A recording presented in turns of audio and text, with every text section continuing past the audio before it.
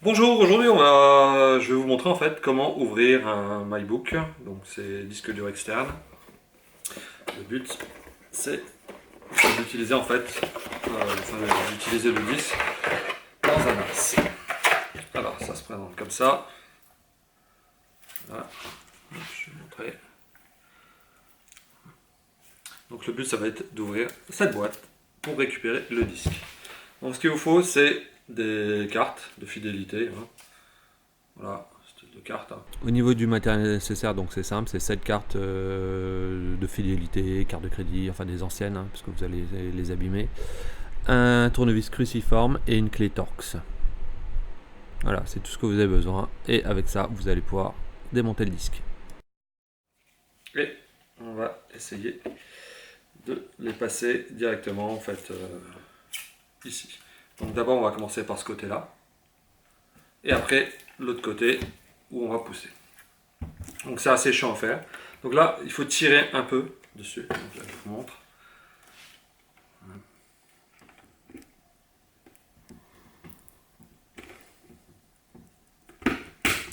Voilà, vous avez entendu. Je fais passer une deuxième. Donc le but c'est de mettre 2 cartes d'un côté, 3 de l'autre. Voilà. Je vous passe ça en avance rapide. Ça sert à rien de je mets en normal, donc ça peut être très rapide ou un peu plus lent, ça dépend en fait. De temps en temps j'ai un peu plus de difficultés. Côté. Ça y est. Donc côté là, le but c'est d'en passer deux et après de pousser. Donc là je sais pas si on voit bien. Donc pareil, on tire. Il faut une carte assez fine.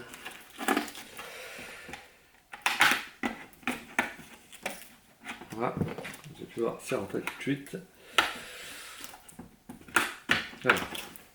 Voilà, je ne sais pas si vous voyez, je vous montre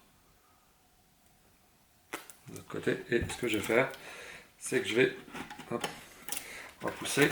Si j'ai bien fait mon travail du côté là, ça viendra. Voilà. Voilà, donc là on a le disque dur. Donc maintenant, le but ça va être de le dévisser. Donc on va le dévisser ici. Et je vais vous montrer. Donc ce qu'on va faire. Là, j'ai été chercher un tournevis cruciforme. Et donc, pour le tournevis cruciforme ici. Donc là, je vous montre ici.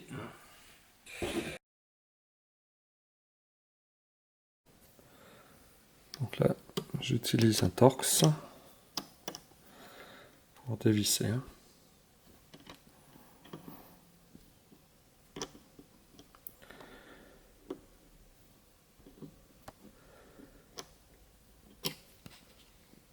Voilà, donc là il suffit juste de dévisser.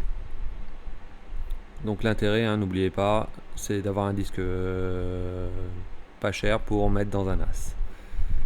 Donc si vous le prenez en version normale, vous payez le disque souvent plus cher.